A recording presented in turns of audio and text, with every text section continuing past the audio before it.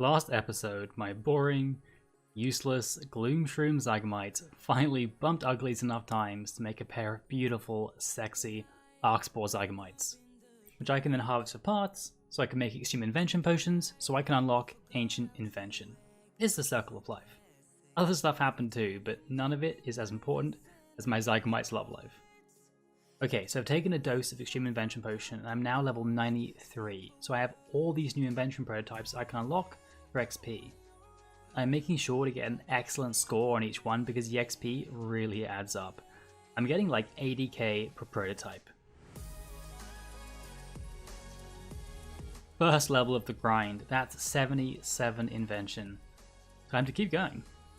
Junk chance reduction is great as well for getting more common and uncommon components, which are actually a pain to get for Ironman. Remember, I keep anything I discover here unlocked, even once the potion wears off. Actually, charge reduction is even better. I spend a lot of time gathering energy for divine charges, and all of these charge reduction unlocks really add up. And that's level 78, 95 once boosted. Let's see if that unlocks anything new. Oh, it does! Charge and junk reduction 8. That is actually amazing. And that is level 79 invention. This is an insane amount of XP. Really insane. I've gotten like 2.5 million XP in 5 minutes. And that's level 80. 4 levels and a ton of useful unlocks. This has accelerated my progress so much. I've saved myself hundreds of hours of Slayer grinding these levels out, and I can unlock Ancient Invention before I next go to Rax, which won't be for a couple of days because I'm still avoiding the Minion path.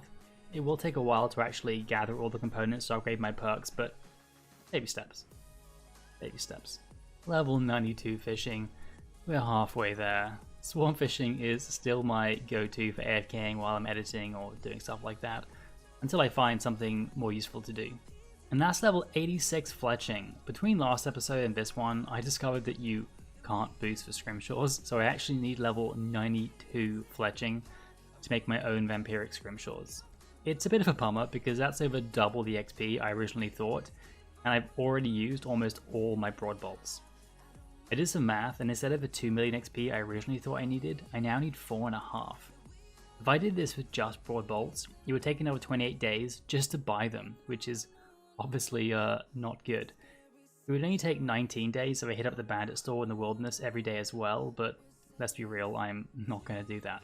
So if instead I'm making magic shield bows, which is my best XP per log, then that's an additional 13,907 shield bows. 27,804 if I'm just making them unstrung. It takes 1.8 seconds to make an unstrung bow, so that's 14 hours of doing nothing except fletching bows. And that's not even including getting more logs in the bank. All of this sounds terrible. I don't even have 14,000 magic logs. I do have some ideas, but I want to see how far I can get with what's in my bank. In better news, that is level 94 range coming in Dark Beasts.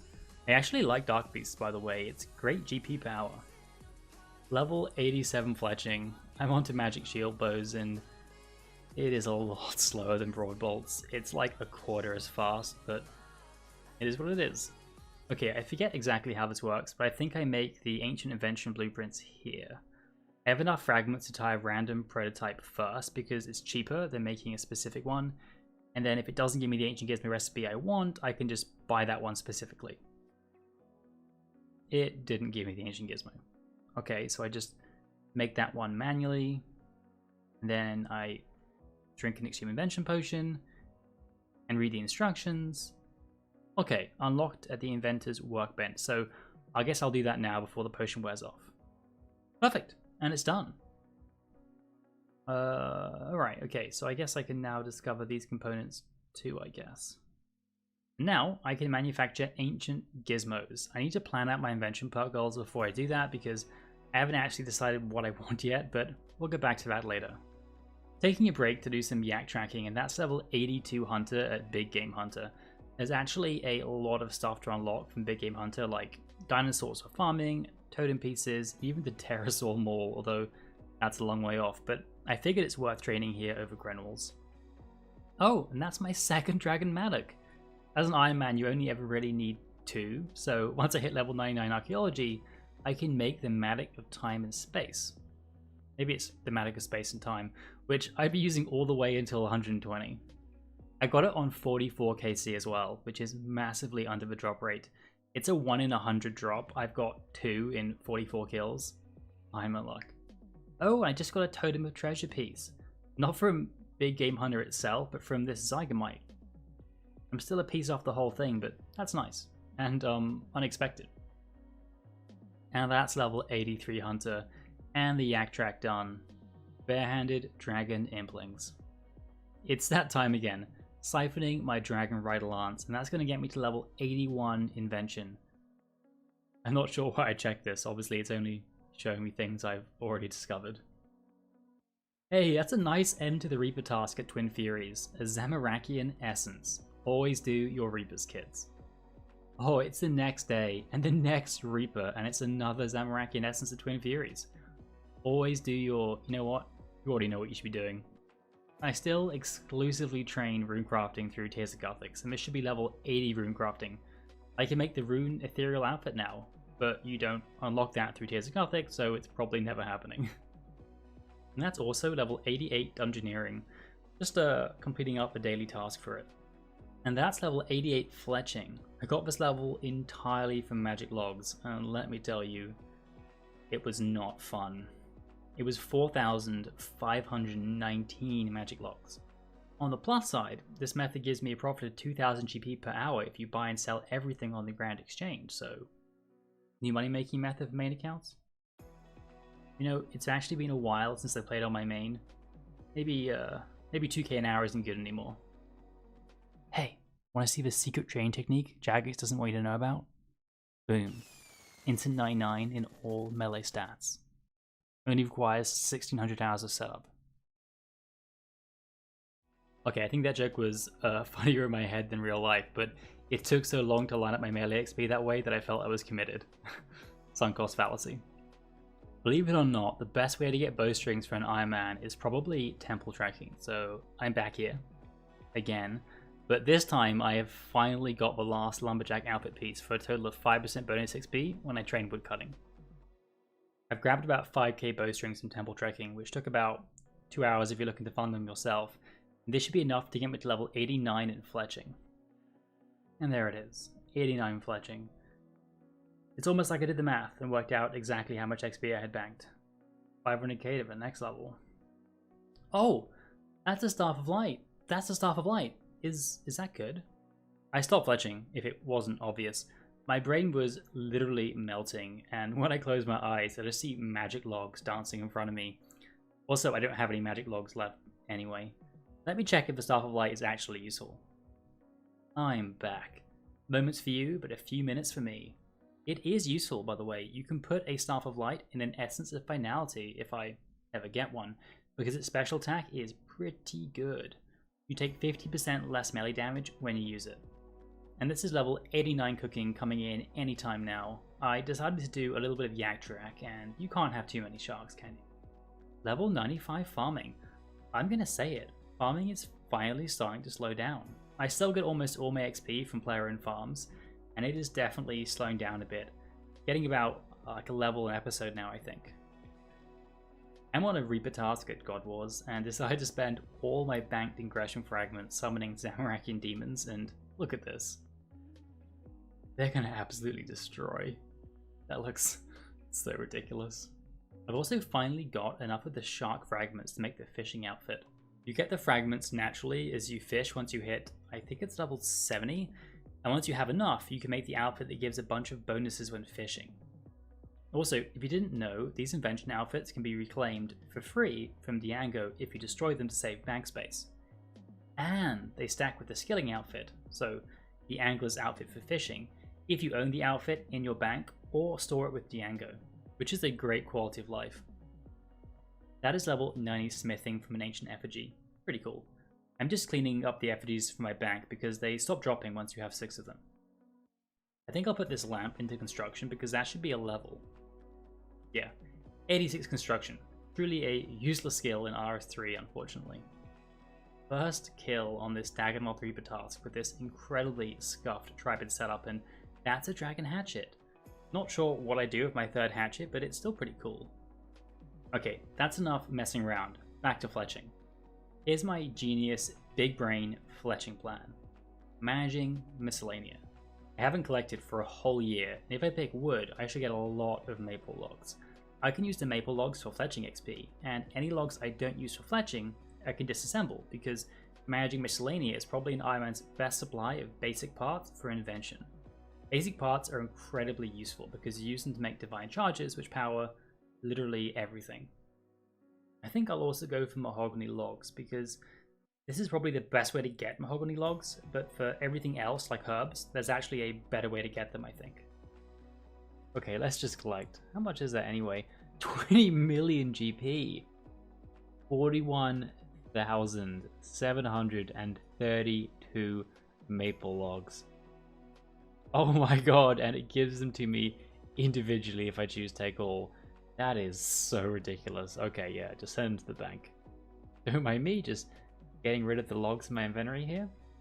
This kingdom is such a disgrace. There's a broken table in the corner, and I'm just setting up a fire right here in the middle of the throne room, 2 fucking feet from King Vargas, and he doesn't even care. The complete lack of respect here. That's level 95 range on an Arianzi Slayer task. No unlocks, but it's my lowest combat stats, so nice to get it up a little bit. Oh, just got my 3rd Armadillo hilt. That's pretty cool. What do I drop for it? And 90 fletching. Making some headless arrows because I've been buying broad bolt tips every day and have about 30,000 of them. This is the last level I'm going to gain traditionally though, because the Minion path is about to close Arraxor again, and I really want 92 fletching ASAP, and I have no desire to fletch 41,000 maple logs. Okay, so I finished making all my broad bolts, and now my plan for the last 2 level is penguin points.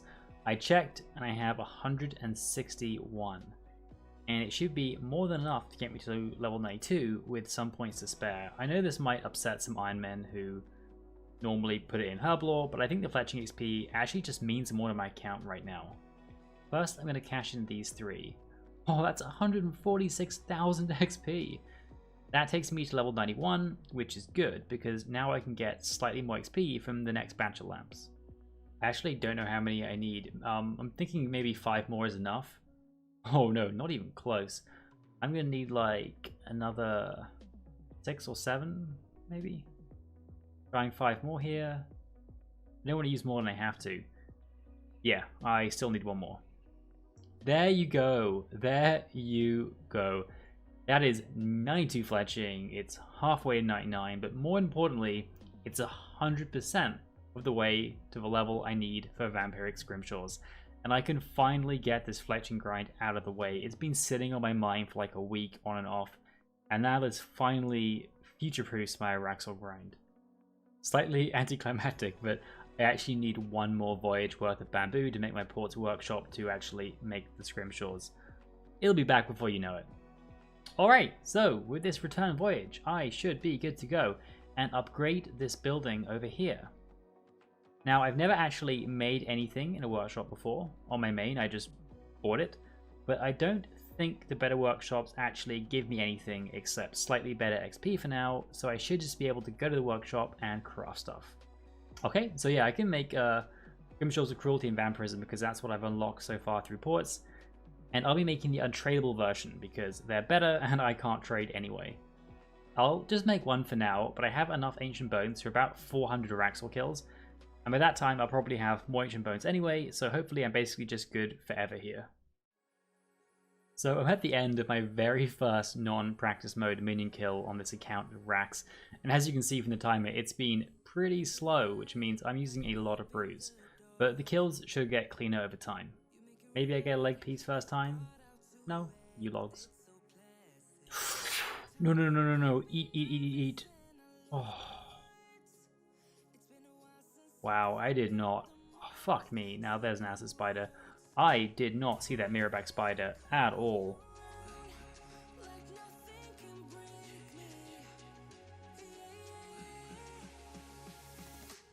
Oh man, I hated absolutely everything about that kill. Even phase 4 was a complete disaster. I genuinely think I just go on some form of tilt sometimes at Arraxor when I mess stuff up and I get frustrated with myself and then I start messing more things up. It's a vicious cycle. The good news here is that I can bring a Nihil. Neither time have I come even close to running out of resources, so the War Tortoise I was bringing before really isn't necessary. Just looking back, this is another great example of why the minion path is just so much more dangerous. And it's because if you don't notice a Mirrorback Spider like I don't here, then you can take so much damage so quickly. Plus, even the regular spiders add a ton of damage on top, especially if you're in God Wars 1 armor like I am. It's really rough, but I need to do top path for the leg piece, so it is what it is. Boom! 99 magic. I am on a Slayer task at Gandemic Beasts, which is actually very timely because I need fungal components for upgrading my Absorbative 2 to Absorbative 4. Now I have Ancient Gizmos unlocked. Okay, so I have the materials, I have my gizmo, time to enter the fungal components. Hold on, that was a regular gizmo. Okay, ancient armor gizmo shell coming right up. Adding the fungal components, it's like a 90% chance. Yeah, there you go, Absorbative 4. Now I can just add it to the armor and boom, my first bit of ancient invention. It's not the biggest upgrade, but it still counts. Absorbative 2, which I used to have, gives an average of 2% damage reduction, and Absorbative 4 gives an average of 4% damage reduction. Let's take this back to Rax. Okay, so this here is going to be kill number 40, so if I don't get a drop, then I am officially dry. And I get Sour Flasks instead. I'm never mad about Sour Flasks though, they're actually a great drop.